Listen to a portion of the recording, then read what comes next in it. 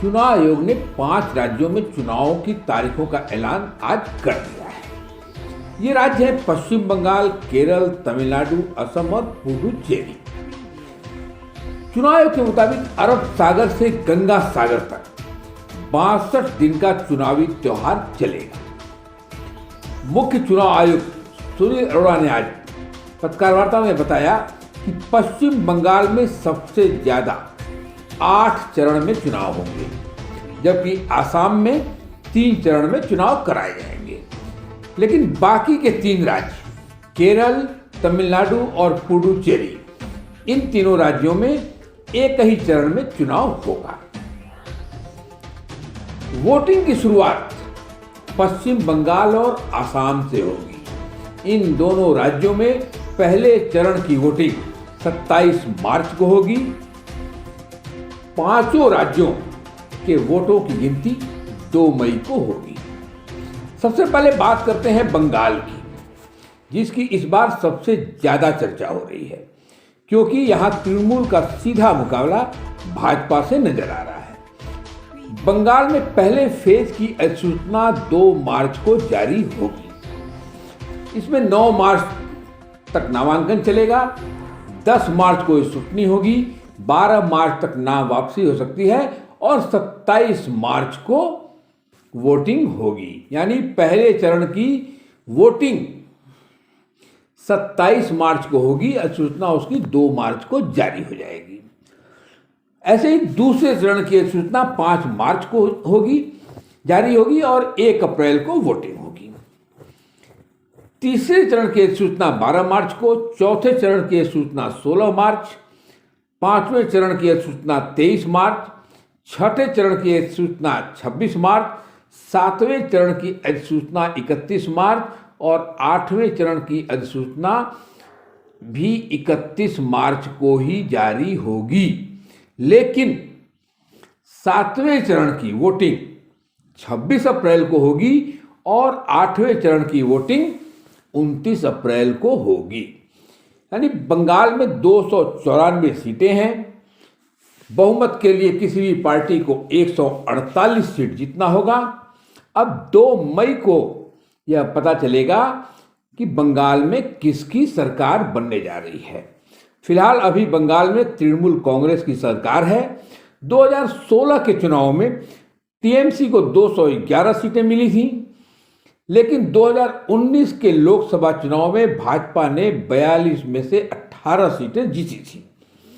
इसलिए लोकसभा चुनाव के परिणाम को देखते हुए विधानसभा चुनाव में बीजेपी ने पूरा जोर लगा दिया है। इस बार का चुनाव टीएमसी बनाम बीजेपी हो गया है। हालांकि यहां कांग्रेस, वाम दल और इंडियन सेकुलर फ्रंट के बीच गठबंधन तय है और फुरफुरा शरीफ की इंडियन सेकुलर फ्रंट को यह फ्रंट 30 सीटें दे रहा है। अब दिलचस्प होगा चुनाव परिणाम क्या होता है। लेकिन बंगाल में पिछले 3 साल में भाजपा का वोट शेयर करीब 30% बढ़ा है। अब तृणमूल कांग्रेस को 2016 के विधानसभा चुनाव में 211 सीटें मिली थी और उसका वोट परसेंट 45.6% था। लेकिन 2019 के लोकसभा चुनाव में उसे 22 सीटें मिली और उसका वोट परसेंट 43.7% था। यानी 2% वोट परसेंट घटा। जबकि बीजेपी को 2016 के विधानसभा चुनाव में 3 सीटों पर कामयाबी मिली थी, लेकिन उसका वोट परसेंट 10.8% था। वहीं 2019 के लोकसभा चुनाव में उसको 18 सीटें मिली और उसका वोट परसेंट 40.6% हो गया था। फिलहाल लोकसभा और विधानसभा चुनाव में अंतर होता है।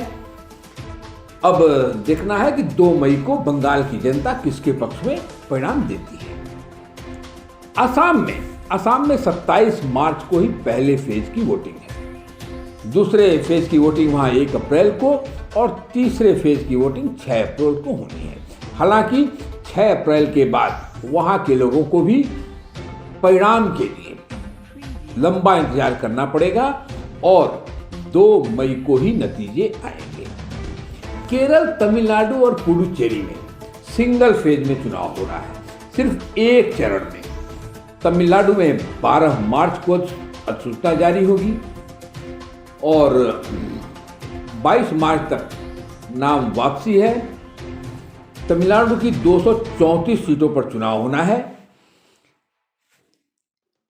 अब एक बात और जो इस बार चुनाव में नई है, इस बार चुनाव का समय 1 घंटे बढ़ा दिया गया है।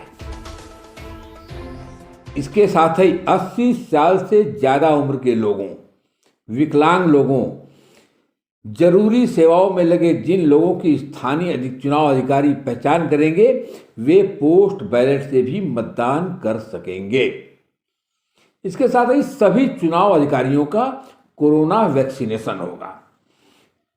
5 राज्यों में 824 विधानसभा सीटें हैं और इसमें 18.68 करोड़ वोटर हैं, जिनके लिए लगभग 2,70,000 मतदान केंद्र बनाए गए हैं। अब देखना है कि 2 मई को इन 5 राज्यों की जनता किसके पक्ष में फैसला सुनाती है।